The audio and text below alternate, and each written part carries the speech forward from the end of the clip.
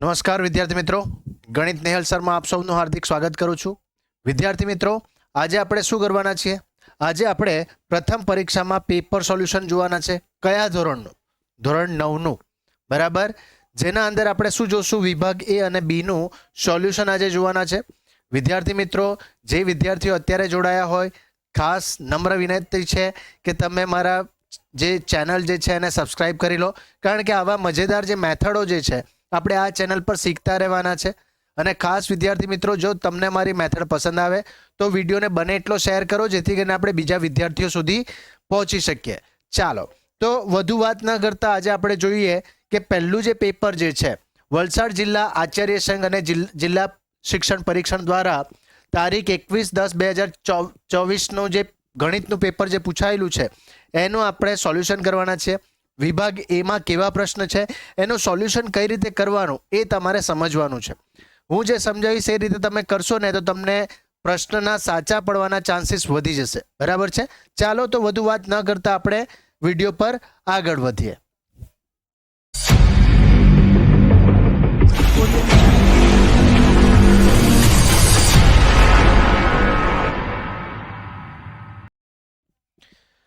સૌથી પહેલા આપણે જોશું વિભાગ એ. તો વિભાગ બે એના અંદર શું છે પ્રશ્ન? પહેલો જ આપણને પ્રશ્ન પૂછેલો છે. જુઓ, વિભાગ એ કેટલા માર્ક્સનો હતો? આપણને 15 માર્ક્સનો હતો. બરાબર. પ્રશ્ન એકદમ ઇઝી છે, ધ્યાનથી સમજો, તમને આરામથી આવડી જશે. બરાબર. મેઇન વસ્તુ સમજવાનું છે અહીંયા શું તે જોઈએ. પ્રશ્ન છે, નીચે આપેલા પ્રશ્નોના સૂચના મુજબ જવાબ આપો. દરેકનો આપણને શું છે? 1 ગુણ મળવાનો છે. બરાબર છે. ચાલો, નીચે આપેલા બહુ વિકલ્પવાળા પ્રશ્નો માટે સાચો વિકલ્પ પસંદ કરી ઉત્તર આપો. પ્રશ્ન નંબર 1 થી 4 આ આપણને પ્રશ્ન પૂછેલા છે. પહેલો પ્રશ્ન છે, વર્ગમૂળ 1 વત્તા વર્ગમૂળ 4 એ ખાલી જગ્યા સંખ્યા છે. હવે ઘણા વિદ્યાર્થીઓ શું કરશે? અહીંયા સમજવાના કરતા થોડું ઉતાળ કરી નાખશે. અહીંયા વર્ગમૂળ વાળી સંખ્યા છે એટલે શું આવે? જેનું વર્ગમૂળ નહીં નીકળે તો તે સંખ્યા થાય અસમય સંખ્યા. પણ આપણે એ વિચારતા નથી. વર્ગમૂળ આવ્યું એટલે ડાયરેક્ટ લખી નાખશું અસમય. નહીં, અહીંયા થોડું વિચારવાનું છે. શું વિચારવાનું છે? અહીંયા જે વર્ગમૂળ 1 જે કીધેલું છે, બરાબર, શું આપ્યું છે આપણને? વર્ગમૂળ 1 આપ્યું છે. ચાલો, તો હું અહીંયા જો ચેન્જ કરી નાખી છે. ચાલો, બોલપેન હવે એને આપણે સમજવાનો પ્રયત્ન કરીએ. બરાબર. તો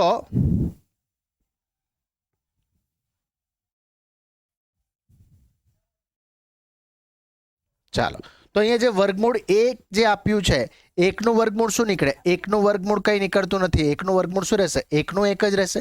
બરાબર. આગળ જઈએ. 4 નું વર્ગમૂળ નીકળે છે. 4 નું વર્ગમૂળ શું નીકળશે? વર્ગમૂળ 4 નું વર્ગમૂળ નીકળશે કેટલો? 2. બરાબર છે. તો એ ધ્યાનથી જુઓ, 1 + 2 કેટલા થશે? 1 + 2 થશે 3. અને 3 જે છે એ કઈ સંખ્યા થશે? 3 એ આપણી સંખ્યા થશે. કઈ સંખ્યા થશે? પ્રાકૃતિક સંખ્યા, અસમય સંખ્યા, ઋણ અને અપૂર્ણાંક. બરાબર. હવે ધ્યાનથી જોઈએ તો આ 4 ઓપ્શનમાં આ જે જવાબ છે એ આપણો સાચો જવાબ થશે. કઈ રીતે? અસમય સંખ્યા એટલે એવી સંખ્યા છે જેના અંદર વર્ગમૂળ વાળી રકમ બચી જાય. બરાબર. પાઈ હોય, વર્ગમૂળ જેનું શક્ય નથી, એવી સંખ્યાને આપણે કહેશું અસમય સંખ્યા. આગળ જઈએ. ઋણ. આપેલો જવાબ આપણનો ઋણમાં આવતો નથી. +3 આવ્યો છે એટલે એ પણ પોસિબલ નથી. અને છેલ્લું છે અપૂર્ણાંક. અપૂર્ણાંક એટલે શું? જેનો પોઈન્ટમાં જવાબ આવે. બરાબર. તો આપેલા 4 ઓપ્શનમાંથી 3 ઓપ્શન જે છે એ સરખા નથી. ખાલી એક જ ઓપ્શન જે છે જે આપણો જવાબ હોઈ શકે. એટલે આપણો સાચો જવાબ કયો થશે? તો એ, પ્રાકૃતિક સંખ્યા. બરાબર છે. આગળ જઈએ. ખાલી જગ્યા એ એક ચલની દ્વિઘાત બહુપદી છે.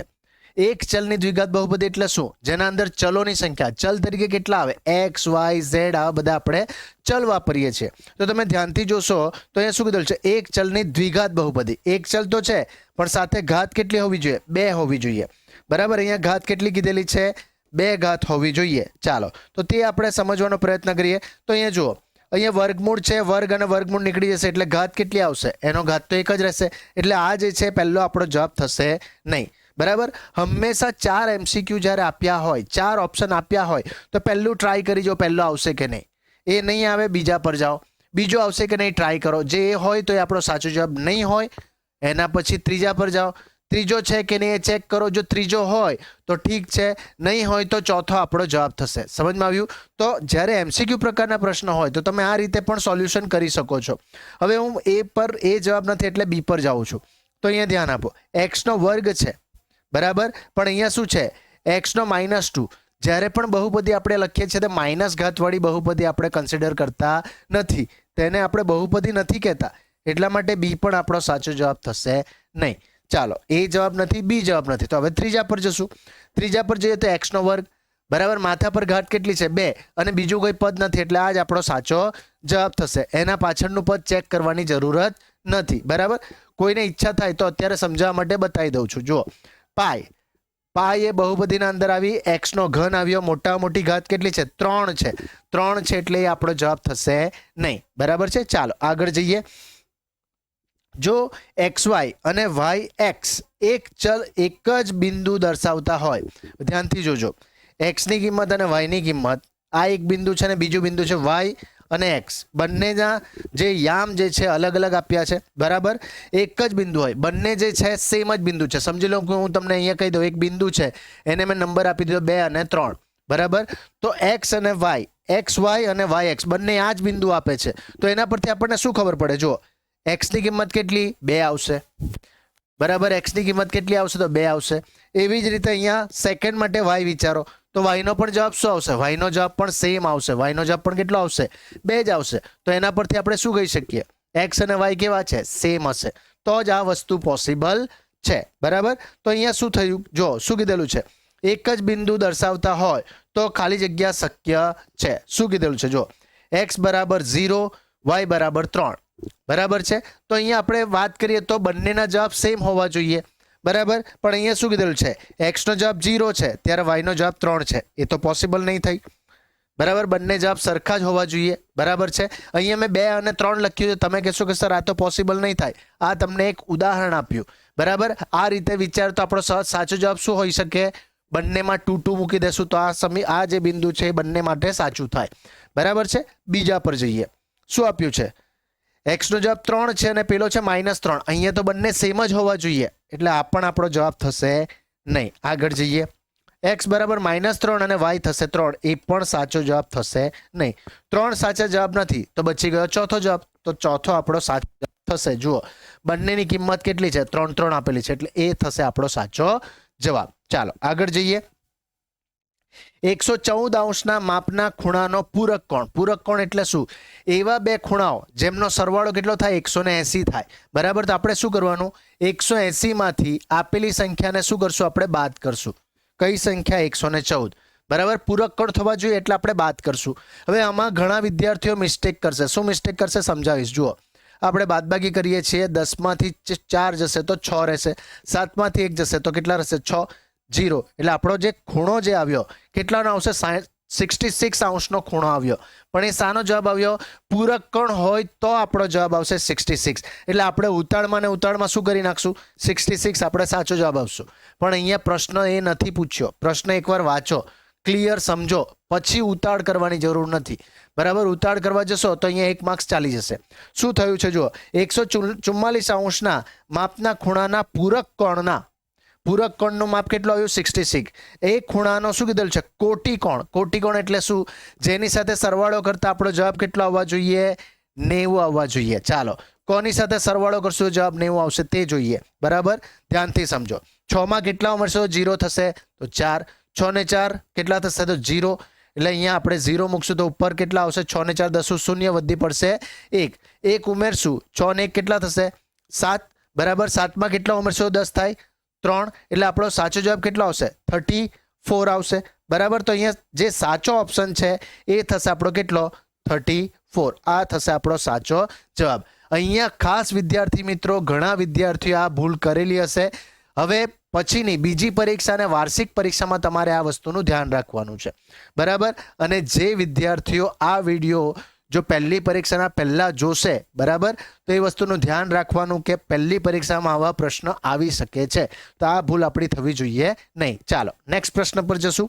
ચાલો ઝડપથી. એના પછીનો પ્રશ્ન શું કીધેલું છે? જો, નીચેના આપેલા વિધાનો સાચા બને તેમ કોષમાં આપેલ વિકલ્પોમાંથી સાચો વિકલ્પ પસંદ કરી ખાલી જગ્યા પૂરો. કયા કયા પ્રશ્ન છે? 5 થી 18. આ પ્રશ્ન આપણને પૂછેલા છે. શું પૂછ્યું છે? પહેલો પ્રશ્ન. 5મો પ્રશ્ન છે ચતુર્થ ચરણમાં. હવે ચરણને યાદ કરીએ. વિદ્યાર્થી મિત્રો, ખાસ તમને આવડતું હોય તો પણ રફ કામ કરવાનું ભૂલવાનું નથી. ચતુર્થ ચરણ, ચરણની વાત કરીએ એટલે આ રીતે આપણે પાડી નાખશું. ચરણ કઈ રીતે આવશે? અહીંયા આવશે 1 નંબર 2 3 અને 4. આ થયું ચતુર્થ ચરણ. ચતુર્થ ચરણ માટે શું પ્રશ્ન છે? ચતુર્થ ચરણમાં આવેલા વાય બિંદુ વાયના યામ. વાયના યામ એટલે વાય ક્યાં આવશે? નીચેની બાજુએ. નીચેની બાજુએ વાય હંમેશા કેવો હોય છે? નેગેટિવ. તો જવાબ શું આવશે? ઋણ આવશે. એટલે આપણે અહીંયા લખશું, આપણો જવાબ શું આવશે? ઋણ આવશે. આ આપણો સાચો જવાબ થશે. ચાલો આગળ જઈએ. સમતલને ખાલી જગ્યા પરિણામ, બરાબર, પરિમાણ. હવે આ સમતલ છે, આ બોર્ડ જે છે શું છે? સમતલ છે. તો સમતલ માટે જો આપણે વિચાર કરશું તો શું પોસિબલ થશે? સમતલમાં આવશે લંબાઈ અને શું આવશે? ઊંચાઈ. એનો મતલબ શું? કેટલા પરિમાણ આવ્યા? 2 આવ્યા. તો આપણો સાચો જવાબ શું આવશે? 2 આવશે. ચાલો આગળ જઈએ. 7/16 દશાંશ અભિવ્યક્તિ ખાલી જગ્યા પ્રકારની હોય છે. હવે દશાંશ અભિવ્યક્તિ શોધવા માટે એક વસ્તુ ખાસ ધ્યાન આપવાનું, નીચેની જે સંખ્યા જે છે કેટલી આપેલી છે? 16. 16 જે છે નીચેની કોઈ પણ સંખ્યા આપેલી હોય તો એને આપણે ક્યાં તો 2 થી ભાગાકાર કરી જોવાનો, ક્યાં તો પછી 5 થી. 2 અને 5 સિવાયની કોઈ સંખ્યાથી જો એ ભાગી શકાતી હોય તો એ કેવી સંખ્યા થશે? અનંત અને અનાવૃત, અથવા તો અનંત અને આવૃત થશે. બરાબર, આવી આવશે. પણ જો કોઈ સંખ્યા ફક્ત 2 અને 5 થી ભાગી શકાતી હોય અને એ રકમ 0 થઈ જાય, શેષમાં કંઈ બચે નહીં, તો એ સંખ્યા કેવી થશે? શાંત થશે. તો અહીંયા ટ્રાય કરીએ આપણે. 2 થી આપણે ભાગશું, 2 × 8 = 16. પાછું ભાગા કરશું, 2 × 8, 2 × 2 = 4 અને 2 × 1 = 2. અહીંયા શેષમાં કંઈ બચ્યું નહીં, કંઈ બચવાનું નથી. 2 × 1 = 2. શું જવાબ આવ્યો? બરાબર. 1 થી ભાગાકાર કરતા અહીંયા કંઈ છેલ્લે લાસ્ટમાં જ્યારે ભાગાકાર કરશું તો કશું રહેતું નથી, કંઈ બચશે જ નહીં.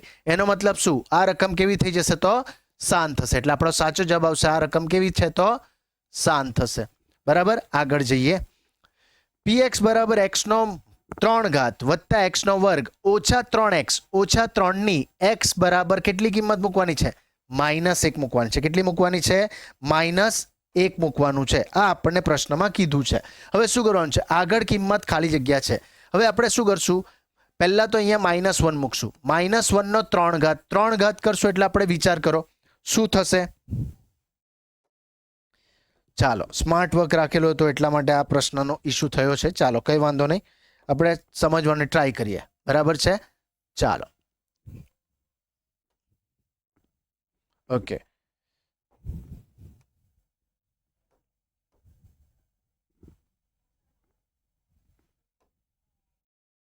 ચાલો કંઈ વાંધો નહીં. તો અહીંયા x નો ઘન આપ્યો છે એટલે આપણે શું કરશું? x ના ઘન, x ની જગ્યા પર -1 મૂકશું. -1 મૂકશું એટલે શું થશે? જો -1 નો 3 ઘાત, માઇનસ નો 3 ઘાત એટલે માઇનસ આવશે અને 1 નો 3 ઘાત તો શું આવે? 1 નો 1 જ આવે. એટલે નોર્મલી શું રહેશે? જે રહેશે તે આપણે લખી નાખીએ. બરાબર. ચાલો તો અહીંયા આપણે શું આવશે? અહીંયા બચી જશે -1. પ્લસ છે, માઇનસનો વર્ગ એટલે શું આવશે? પ્લસ આવશે અને 1 નો વર્ગ એટલે 1 એટલે અહીંયા આવશે +1. હવે ધ્યાનથી જોજો, અહીંયા ગણતરી કરતા કરતા જવાબ લાવતા જવાનું. અહીંયા +1 છે, -1 છે, ઉડી જશે એટલે આ બે પદ તો 0 થઈ ગયા, કંઈ બચવાનું જ નથી.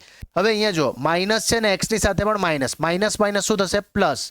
3 × 1 = 3 થશે. -3 બંનેમાં એક પ્લસ છે ને એક માઇનસ, પાછું ઉડી જશે. શું બચ્યું? આખા સમીકરણના અંદર કંઈ બચ્યું નહીં, કંઈ બચશે જ નહીં. તો જવાબ શું આવશે? સાચો જવાબ થશે 0. બરાબર છે. ચાલો આગળ જઈએ.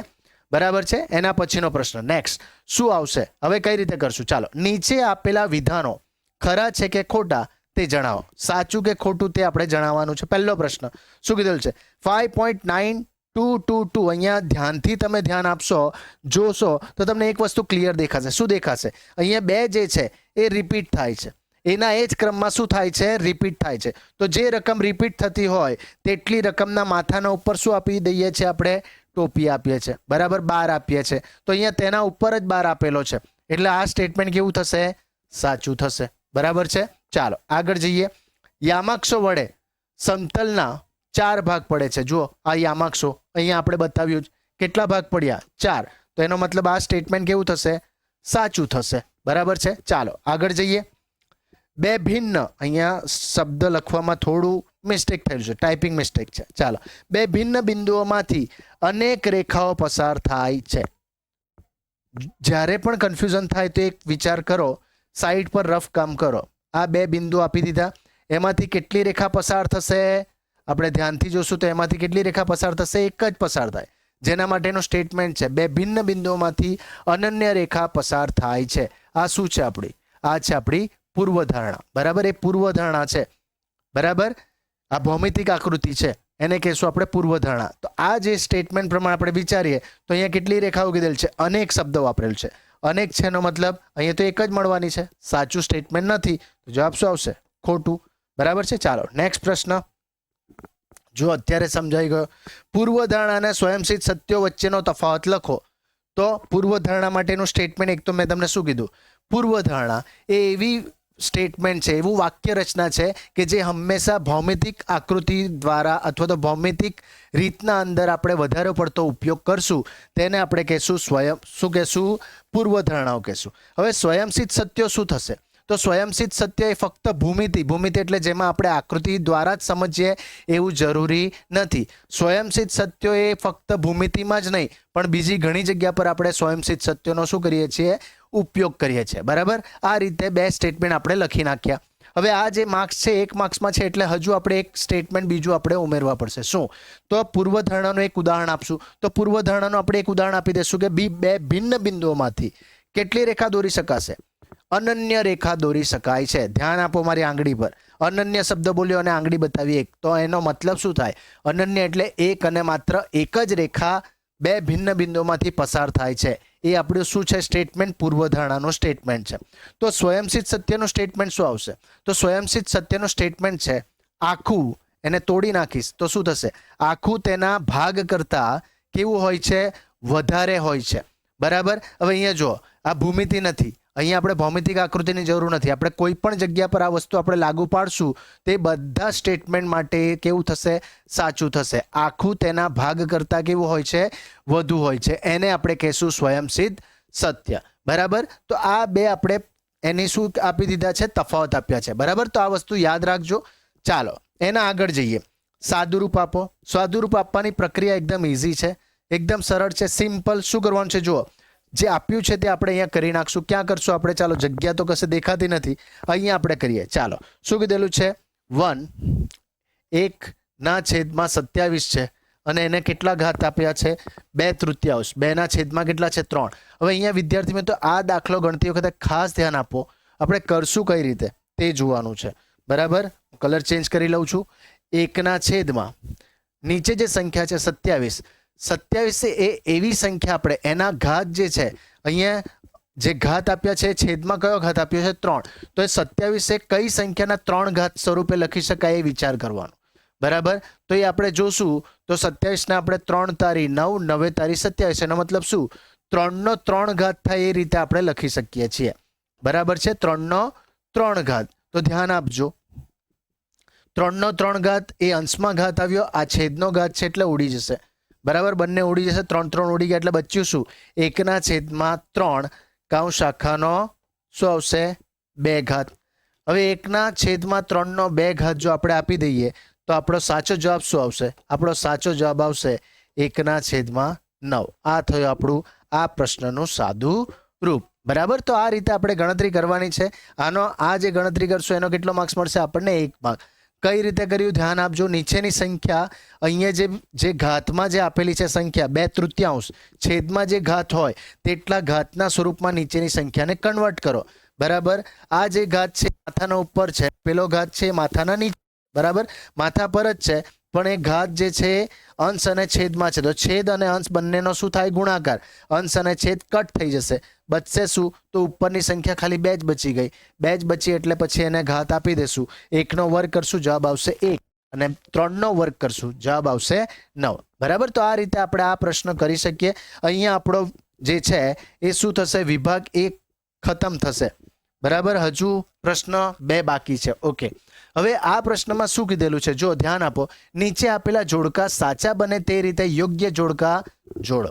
બરાબર, જે જોડકા જોડવાની જે પ્રક્રિયા છે ને એકદમ ઇઝી હોય. એકવાર ધ્યાનથી સમજો. 2 ઓપ્શન આપ્યા છે, અહીંયા 3 ઓપ્શન છે. બરાબર, તો સૌથી પહેલા બંધ બેસતા કયા છે એ વિચારો. હવે અહીંયા આપણે પહેલા તો 14 અને 15 બંને વાંચી લઉં છું. જે વિધાનને સાબિત કરવામાં આવે છે તે ખાલી જગ્યા હશે તેને જોડવાનું છે. બીજું સ્ટેટમેન્ટ, યુક્લિડના પ્રસિદ્ધ ગ્રંથનું નામ ખાલી જગ્યા. બરાબર, આ બે આપણને આપ્યા છે. ઓપ્શન પર ધ્યાન આપો. શું છે? એલિમેન્ટ્સ, સુલભાસૂત્ર. તો એલિમેન્ટ્સ અને સુલભાસૂત્ર જે છે ને એ આપણે ગ્રંથના નામ તરીકે આપણે કન્સિડર કરી શકીએ. તો એનો મતલબ પહેલું જે સ્ટેટમેન્ટ છે, જે વિધાનને સાબિત કરવામાં આવે તે શું થશે? તો એક વસ્તુ બચી ગયું. કોણ બચી ગયું? આ ભાઈ બચી ગયો. એને કહેશું આપણે પ્રમેય. બરાબર, તો આ યાદ રાખવા જેવી પ્રક્રિયા છે. આ ધ્યાન આપો. યુક્લિડના પ્રસિદ્ધ ગ્રંથોનું નામ શું હતું? આ મોસ્ટ આઈએમપી પ્રશ્ન છે. હું મારા વિદ્યાર્થીઓને ખાસ બોલું છું કે છઠ્ઠા ચેપ્ટરમાંથી આ પ્રશ્ન આવે છે. કેટલા ચેપ્ટર હોય છે એવા બધા પ્રશ્ન આવે છે. તો આ ખાસ ધ્યાન આપવાનું. યુક્લિડનું પ્રસિદ્ધ ગ્રંથ જે છે એનું નામ છે એલિમેન્ટ્સ. શું નામ છે? એલિમેન્ટ્સ. અને એના કેટલા ચેપ્ટર હતા? આ પ્રશ્ન નથી પૂછાયો પણ હું બોલી દઉં છું, યાદ રાખજો. મોસ્ટ આઈએમપી પ્રશ્ન આ પણ ઘણી વખત પૂછાય છે. તો એ કેટલા ચેપ્ટર હતા? 13 ચેપ્ટર હતા. તે દરેક ચેપ્ટર એક ગ્રંથ તરીકે ગણી શકાય એટલું મોટું બુક હતી. બરાબર, તો એ યાદ રાખવા જેવો પ્રશ્ન છે.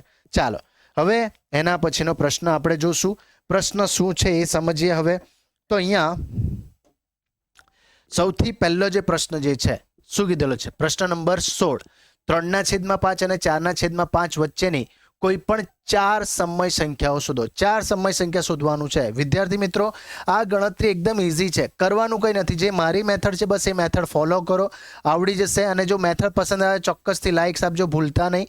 ચાલો તો આપણે જોશું જવાબ નંબર 16માં. કયા પ્રશ્નનો જવાબ આપશો આપણે? 16મા પ્રશ્નનો જવાબ. બરાબર, કલર કદાચ તમને થોડો સમજમાં નહીં આવે, આપણે બ્લેક લઈ લેશું અને બીજા કલરમાં આપણે રેડ લઈ લઈએ. ચાલો તો આપણે ગણતરીનો જવાબ જોઈએ. આપણને શું આપ્યું છે અહીં?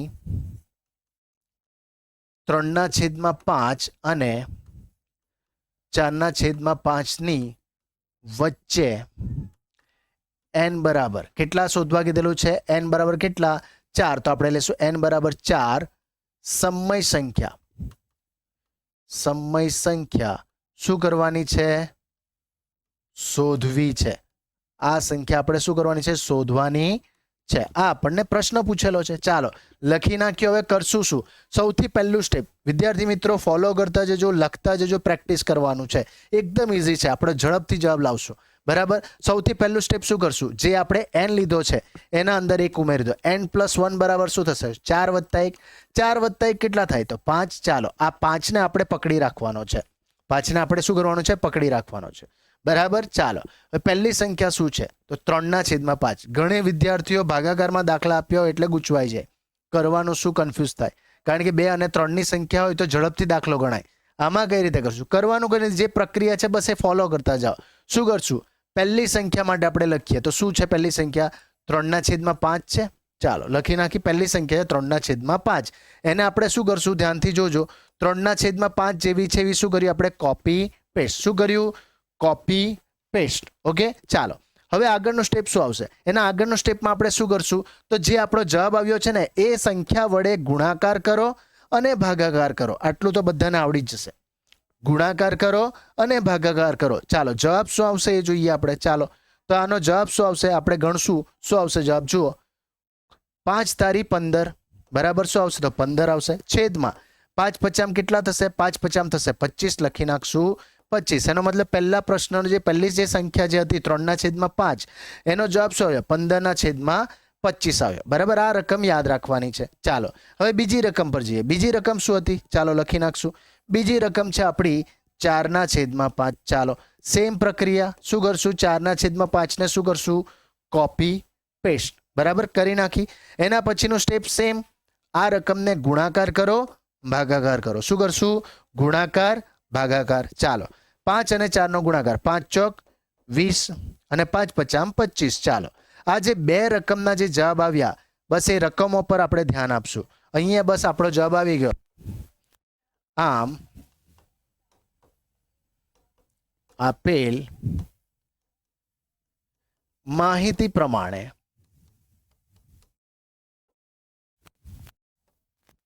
3/5 અને 4/5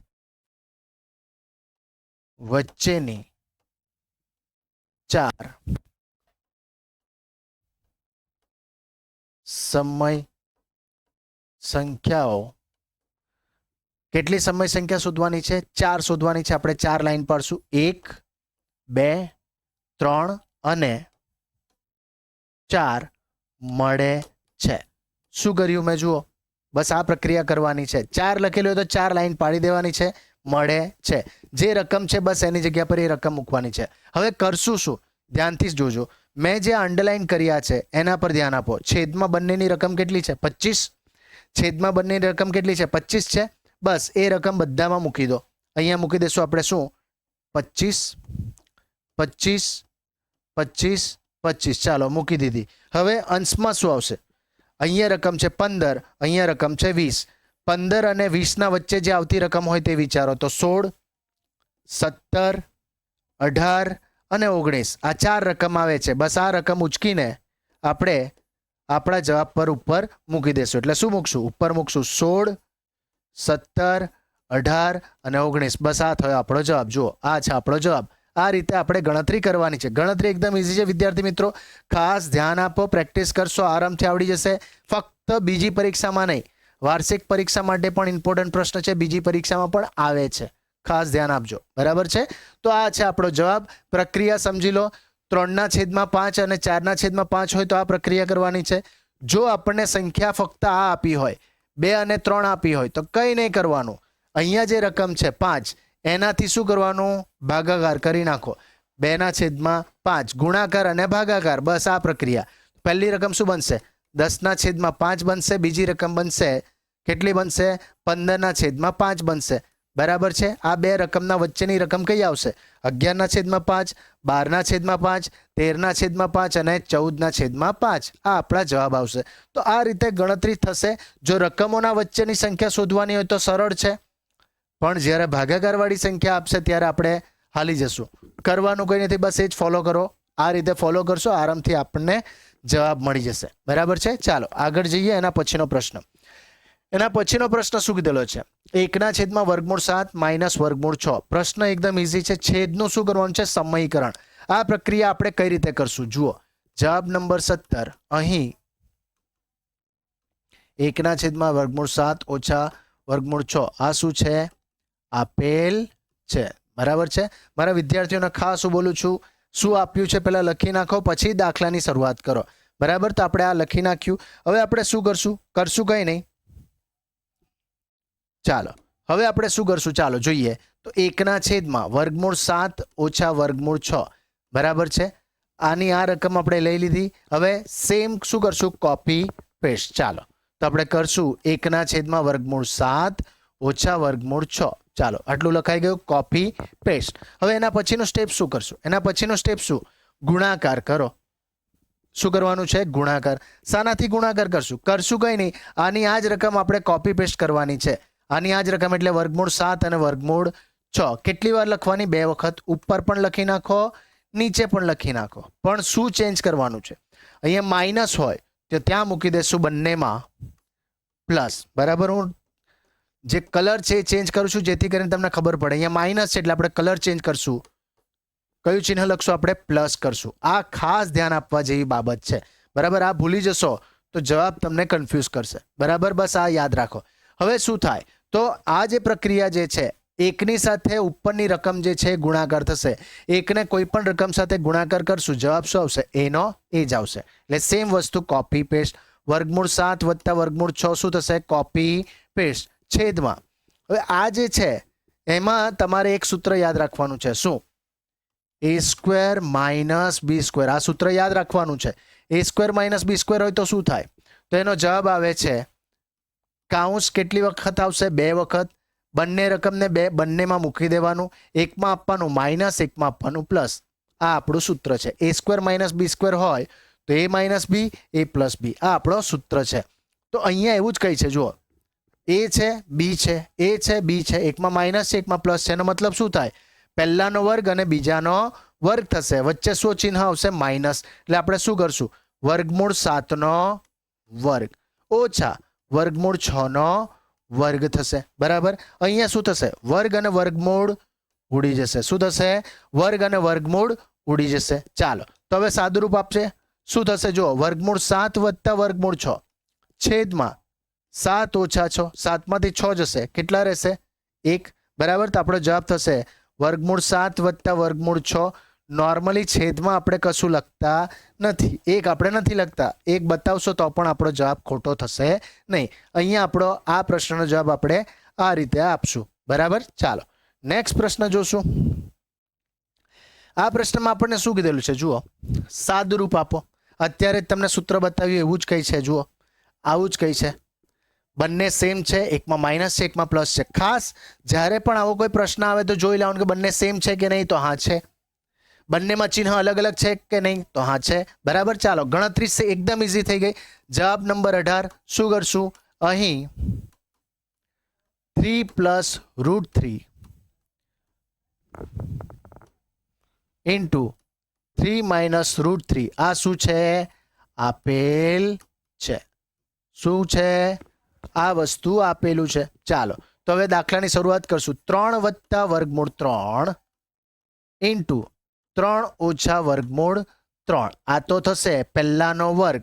ધ્યાન આપજો વિદ્યાર્થી મિત્રો, પહેલું વત્તા બીજું, પહેલું ઓછા બીજું. જ્યારે પણ આવું હોય તો હું જે બોલું છું એ મેથડ યાદ રાખો.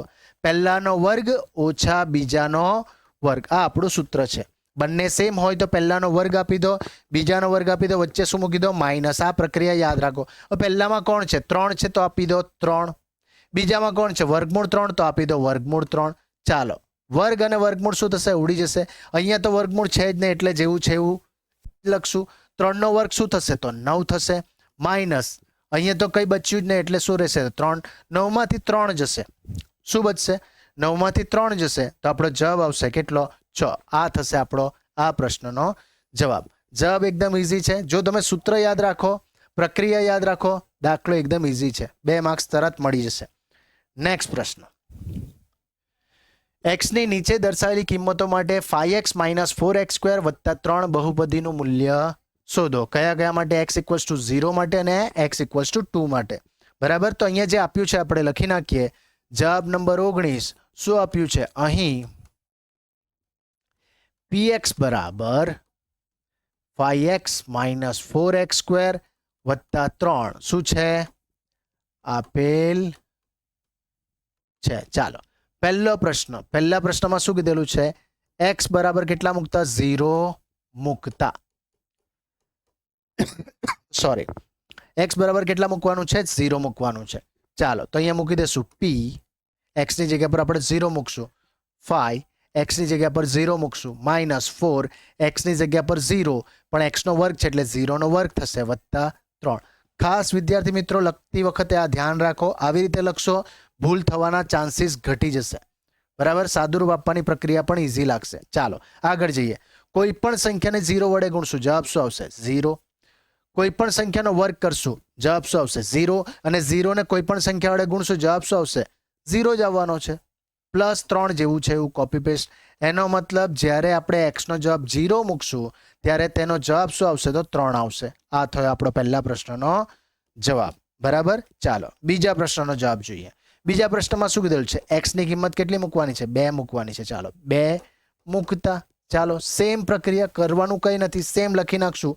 p x ની જગ્યા પર કેટલા મૂકવા કીધું છે, તો 2 મૂકી દીધા. ચાલો અહીંયા ધ્યાન આપવાનું અને લખતા જવાનું. જો શું છે, 5 છે, લખી નાખ્યું 5. x ની જગ્યા પર કેટલા મૂકી દઈશું, 2. ઓછાનું ઓછા, 4 નું 4, x ની જગ્યા પર મૂકશું 2, 2 નો વર્ગ મૂકી દીધો, +3 જેવું છે એવું. ચાલો આ રીતે આપણે લખી નાખ્યું. હવે લખાઈ ગયું. હવે સાદુરૂપ કઈ રીતે આપવાનું તે જુઓ. સાદુરૂપ આપવાની પ્રક્રિયા, બરાબર. પહેલા વર્ગ અને ઘન વાળાનું પહેલા સાદુરૂપ આપો, પછી સાદુરૂપ બીજી પ્રક્રિયા કરશું. તો આ તો જેવું છે એવું, કોઈ વર્ગ નથી એટલે જેવું છે એવું કોપી પેસ્ટ. -4 નું 4, 2 નો વર્ગ થશે 4, આપી દીધો. અને જ્યારે પણ સાદુરૂપ આપો તો એને કાઉન્સનું કાઉન્સમાં જ રાખો. હવે કાઉન્સ ખોલશું, કાઉન્સ ખોલશું એટલે જે પ્રક્રિયા છે એ કરશું.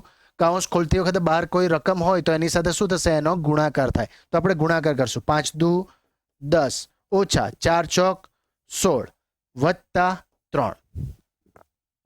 હવે અહીંયા સુધી તો દાખલાઓ ઘણી વખત વિદ્યાર્થીઓ કરી નાખે છે, પણ આગળનું સાદુરૂપ આપવામાં ચિહ્નમાં ભૂલ થાય છે.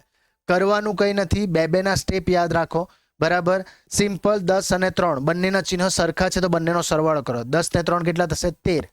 અને 13માંથી 16 જશે, મોટી રકમ 16 છે એટલે મોટી રકમનું ચિહ્ન માઇનસમાં છે એટલે જવાબ કેવો આવશે? માઇનસમાં આવશે. 16માંથી 13 જશે તો કેટલા રહેશે? 3 રહેશે એટલે આપણો જવાબ આવશે -3. તો પણ ઘણા વિદ્યાર્થીઓને જો કન્ફ્યુઝન થાય તો કઈ રીતે કરવાનું છે તે જુઓ. આપણે શું કરશું? પહેલી બે રકમ લઈ લો, 10 અને 16. 10માંથી 16 જશે, નહીં જાય, બરાબર. તો આપણે શું કરશું? 16માંથી 10 જવાડશું. 16માંથી 10 જશે કેટલા રહેશે? 6 રહેશે. અને મોટી રકમ 6 છે એટલે આપણે ચિહ્ન મૂકી દઈશું -6. મોટામાંથી નાનું ગયું એટલે મોટાની રકમનું ચિહ્ન મૂકી દેવાનું. આ યાદ રાખવાનું. ચાલો, એટલે અહીંયા રહ્યું -6 + 3. બંનેના ચિહ્ન અલગ એટલે પાછું સેમ પ્રક્રિયા, બાદબાકી થશે. મોટી રકમમાંથી નાની રકમ બાદ કરો, 6માંથી 3 જશે તો કેટલા રહેશે? 3. અને જે મોટી રકમ જે છે એનું ચિહ્ન માઇનસમાં છે એટલે આપણો જવાબ આવશે -3. અહીંયા આપણો આ પ્રશ્ન પૂરો થશે. ચાલો આગળ જઈએ. નેક્સ્ટ પ્રશ્ન. ઘનનું મૂલ્ય મેળવ્યા સિવાય, અહીંયા આપણે ઘન શોધવાનું નથી પણ ડાયરેક્ટ જવાબ આપવાનો છે. તો અહીંયા આ પ્રશ્નનો જવાબ આપણે એક સૂત્ર છે, એ સૂત્ર આપણે યાદ રાખવાનું છે, બરાબર. એ સૂત્ર કયું છે? તો એક સૂત્ર છે a³ + b³ + c³ બરાબર શું આવશે? 3abc. આ એક સૂત્ર છે. પણ આ સૂત્ર ક્યારે લાગુ પડે? જ્યારે a નો સરવાળો, b નો સરવાળો અને c નો સરવાળો, આ ત્રણનો સરવાળો કરતા જવાબ શું આવે? 0 આવે ને, તો આ સૂત્ર લાગુ પડે છે. નહીં તો એનું ઓરિજિનલ સૂત્ર અલગ જ છે. a³ + b³ + c³ - 3abc બરાબર a + b + c કૌંસના અંદર a² + b² + c² -ab - bc - ac. આવા પ્રકારનું આ સૂત્ર છે. નિત્યસમ નંબર આઈ થિંક 8 કે 7 કે એવું કંઈ છે, બરાબર. આપણી બુકના અંદર આ સૂત્ર આપેલું છે. પણ એ સૂત્રમાં મેઇન વસ્તુ આ છે. જો a + b + c 0 બને ને તો એક દાખલો હતો તે આપણે આ રીતે કરવાનો છે. તેમાં આપણે આ સાબિત કરેલું છે. બસ એ રૂલ્સ અહીંયા આપણે એપ્લાય કરવાનો છે. તો અહીંયા એવું જ કંઈ આપ્યું છે. જો -12 નો ઘન + 7 નો ઘન + 5 નો ઘન. તો આપણે પેલું સૂત્ર યાદ રાખવાના કરતાં સિમ્પલ આ પ્રક્રિયા યાદ રાખો કે જે આપેલી સંખ્યાઓ છે એમનો સરવાળો જો 0 થઈ જાય ને એટલે શું કરવાનું? 3abc કરવાનું છે. બસ આટલું યાદ રાખો, બરાબર. તો આપણે શું કરશું? ચાલો, અહીં જવાબ નંબર 20. અહીં શું આપ્યું છે? -12 નો ઘન + 7 નો ઘન + 5 નો ઘન શું છે? આપેલ છે, બરાબર. જ્યાં આપણે લઈ લેશું શું? a ની કિંમત કેટલી છે? તો -12. b ની કિંમત કેટલી છે? તો 7. c ની કિંમત કેટલી છે? તો 5. એ શું કરશું? આપણે લેતા આપણે લઈ લેશું. ચાલો, અને ચેક કરશું. શું ચેક કરશું? a + b + c કરીએ તો શું જવાબ આવે છે તે આપણે ચેક કરશું. ચાલો ટ્રાય કરશું. આપણે a ની જગ્યા પર મૂકી દઈશું -12 વત્તા b ની જગ્યા પર મૂકશું 7 વત્તા c ની જગ્યા પર મૂકશું 5. બંનેના ચિહ્ન સરખા છે એટલે બંનેનો સરવાળો તો -12. પાછળના સંખ્યાનો સરવાળો કરશું, જવાબ આવશે 12. એક +12 છે, એક -12 છે. શું થશે? ઉડી જશે. ઉડી જશે. કંઈ બચ્યું નહીં. કંઈ બચ્યું નહીં એનો મતલબ શું? જ્યારે સરવાળા બાદબાકી થાય ત્યારે હંમેશા શું બચશે? તો 0 રહેશે. શું રહેશે? 0. તો આપણે a + b + c કર્યો તો આપણો જવાબ શું આવ્યો? 0 આવ્યો. માટે આ નિયમ લાગુ પડશે. a³ + b³ + c³ બરાબર શું થશે?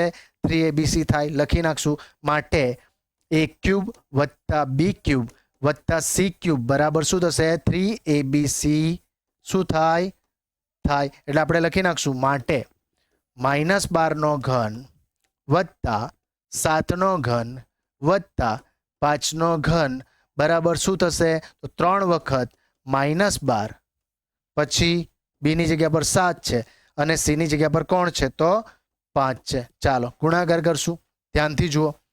12 × 5 = 60, 6 × 7 = 42. 42 અને 3 નો ગુણાકાર કરો, બરાબર છે. 60 આવ્યું એટલે એક 0 તો આવવાનું જ છે. 12 × 5 = 60, 0 મૂકી દીધું, રકમ લખી નાખી 42.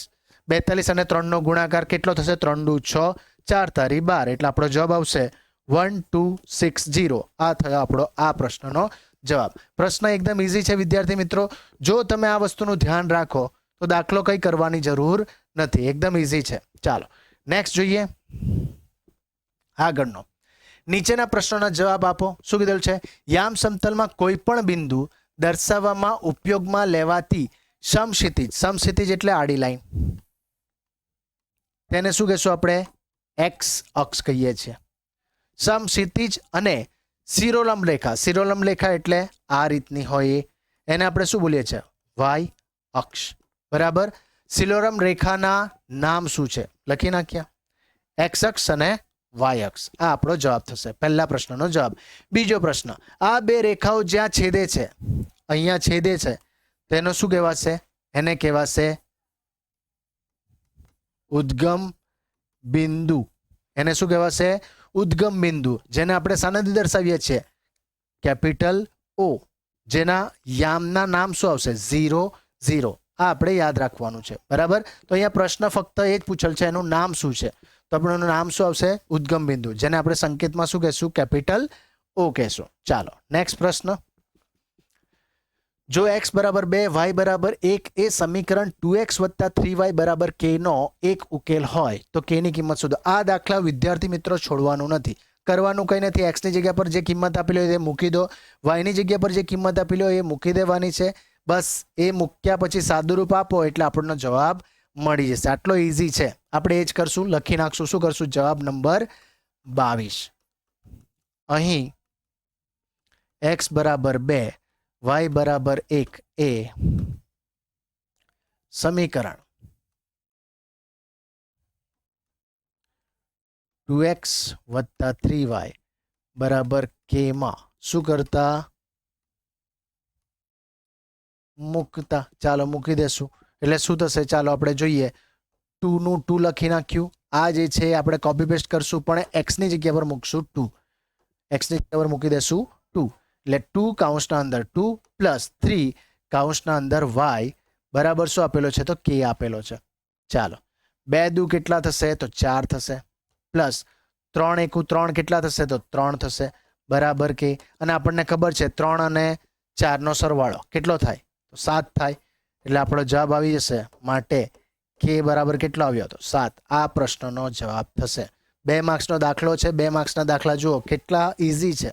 જો તમે ધ્યાન આપ્યું હોય તો આ જે વિભાગ બી જે છે એમાંથી તમે એક પણ પ્રશ્નના માર્ક્સ છોડી શકાય અથવા તો ગુમાવી શકાય એવા પ્રશ્ન નથી. પણ એના માટે મેઇન વસ્તુ છે તમારે ક્લાસમાં જ્યારે પણ ભણવાનું ચાલુ હોય અથવા તો જ્યારે પણ તમે આ ચેપ્ટર શીખો ઓનલાઈન કે ઓફલાઈન, ત્યારે આ વસ્તુની પ્રક્રિયાની પ્રેક્ટિસ ખાસ કરી લેવાની અને ઇઝી મેથડને યાદ રાખો. આ મેથડ યાદ રાખશો તો તમને ગણતરી એકદમ ઇઝી લાગશે. પ્રશ્ન ફક્ત પહેલી પરીક્ષામાં નહીં, બીજી પરીક્ષા અને વાર્ષિક પરીક્ષા માટે પણ ઇમ્પોર્ટન્ટ છે. ધ્યાન રાખવાનું છે. ચાલો એના પછીનો પ્રશ્ન. નીચે આપેલા પદોની વ્યાખ્યાઓ આપો. પદોની વ્યાખ્યા એકદમ ઇઝી છે. શું છે કીધેલું? સમાંતર રેખાઓ. બરાબર. સમાંતર રેખાઓની વ્યાખ્યા શું આવશે? તો આપણે હું આકૃતિથી બતાવીશ અને બોલી જઈશ, તમે સમજી લેવાની છે. બરાબર. કોઈ પણ બે રેખાઓનું દરેકે દરેક બિંદુ, ધ્યાનથી જોજો, દરેક બિંદુઓથી લંબ અંતર કેવું હોય? લંબ અંતર કેવું હોય? સરખું હોય. દરેકે દરેક બિંદુ આગળ બરાબર રેખાઓનું લંબ અંતર હંમેશા કેવું હોય? સરખું હોય. એવી બે રેખાઓને આપણે શું કહેશું? સમાંતર રેખાઓ કહેશું. આ એની વ્યાખ્યા થશે. બરાબર. આ વ્યાખ્યા આપણે સમજી લેવાની છે ને આપણા શબ્દમાં જે સમજમાં આવે બસ એ રીતે લખવાની છે. ગોખવાની નથી. સમજીને જે સમજેલા છો બસ એ જ લખશો, તમને માર્ક્સ મળી જશે. મેઇન વસ્તુ છે સમજવાનું. સમજેલા હશું તો આપણે સરળતાથી લખી શકીએ. વર્તુળની ત્રિજ્યા માટેની વ્યાખ્યા શું આપશું? વર્તુળની ત્રિજ્યા તો આપણે સિમ્પલી પહેલા એક ફિગર ડ્રો કરી નાખીશ. આ છે આપણું વર્તુળ. આપણને પ્રશ્ન પૂછેલો છે આના માટે. આને આપણે નામ આપું છું O, આને નામ આપું છું A. તો O થી A વચ્ચેનું જે અંતર છે ને એના વિશેનો આ વ્યાખ્યા આપણને પૂછેલી છે, જેને આપણે શું બોલીએ છીએ? ત્રિજ્યા. જેને આપણે શાનાથી સિમ્બોલ આપીએ છીએ? જેને આપણે R થી સિમ્બોલાઇઝ કરીએ છીએ, રેડિયસ. બરાબર. તો એની વ્યાખ્યા શું આવશે? તો કોઈ પણ નિશ્ચિત બિંદુથી વર્તુળ પરના બિંદુ સુધીના અંતરને શું કહેશું? વર્તુળની ત્રિજ્યા કહે છે. બરાબર. પાછી વ્યાખ્યા રિપીટ કરું છું, ધ્યાન આપો. નિશ્ચિત બિંદુથી વર્તુળ પરના બિંદુ સુધીના અંતરને શું કહેશું આપણે?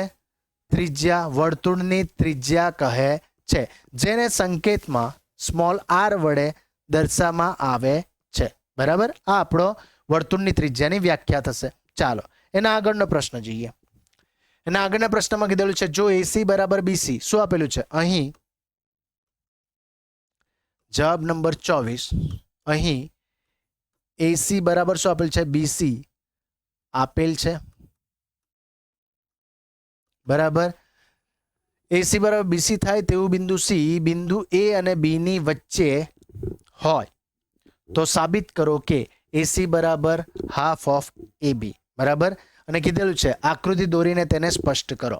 તો આપણે આકૃતિ બનાવી નાખીએ. આ એક આકૃતિ છે, આ છે આપણો A, આ છે આપણો B અને એના વચ્ચે કશે છે આપણો C, બરાબર છે. તો આપણે ફિગર પ્રમાણે વિચારો.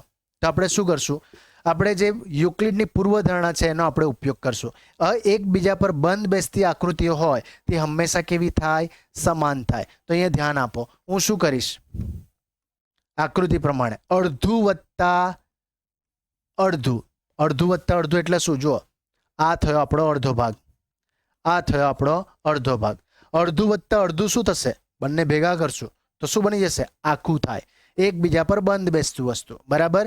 તો ઇક્વલ્સ ટુ શું થશે? આખું. આખું એટલે કયું? AC, બરાબર. આ આપણે લખી નાખ્યું. આકૃતિ પ્રમાણે આપણે ઇઝીલી સમજમાં આવી જાય. યુક્લિડની પૂર્વધારણા, બરાબર છે. સોરી, પૂર્વધારણા એ સ્વયંસિદ્ધ સત્ય. એકબીજા પર બંધ બેસતી આકૃતિ હોય તો એકબીજા સાથે કેવી થાય? સમાન થાય છે, બરાબર. તે જ આપણે એનો ઉપયોગ કરીએ છીએ. ચાલો હવે ધ્યાન આપો. AC કોના જેટલું છે? તો BC ના જેટલું છે. સાબિત આપણે AC ના સ્વરૂપમાં જ બતાવવાનું છે એટલે BC ની જગ્યા પર આપણે યુઝ કરશું શું? AC ને જ પાછો રિપીટ કરશું. એટલે શું થશે? જુઓ, અહીંયા હું લખીશ AC વત્તા BC ની જગ્યા પર શું લખશું આપણે? પાછું AC જ લખશું. ક્યાંથી લખ્યું? આપેલું જ છે, બરાબર. Equals to AC. સોરી, એક મિસ્ટેક થઈ, બરાબર છે. તમને કદાચ તમે અત્યારે સમજો છો એટલે તમને ખબર પડી જાય, પણ અહીંયા આખું લખવામાં મેં AC 2 વખત લખેલું છે. અહીંયા લખવાનું શું હતું મારે? AB લખવાનું છે. અહીંયા શું લખાશે? AB લખાશે. ચાલો, બરાબર. તો અહીંયા AC વત્તા AC બરાબર શું થશે? AB થશે, બરાબર છે. ચાલો, તો હવે જુઓ, AC વત્તા AC એટલે કેટલા AC થશે? 2AC લખી નાખશું. 2AC બરાબર શું થશે? તો AB થશે. અડધું વત્તા અડધું બરાબર આખું, બરાબર છે. ચાલો આગળ જઈએ. 2 ને ધક્કો મારશું એટલે AC બરાબર શું થશે? AC બરાબર AB અંશમાં છે, ગુણાકારમાં છે. ગુણાકારનો વિરોધી થાય છે ભાગાકાર.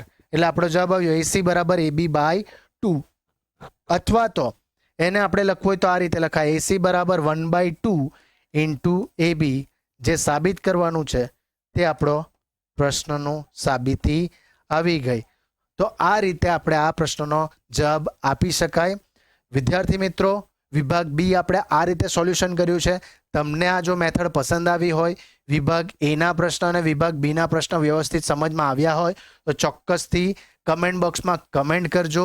વિભાગ સી નું સોલ્યુશન આપણે જલ્દી જ લાવવાના છીએ, બરાબર. થોડું આવવામાં થોડું આજે લેટ થઈ ગયું છે, કંઈ વાંધો નહીં, પણ ખાસ ચેનલને સબસ્ક્રાઇબ કરી લેજો. આવી જ મેથડ આપણે લઈને આવતા રહેવાના છે.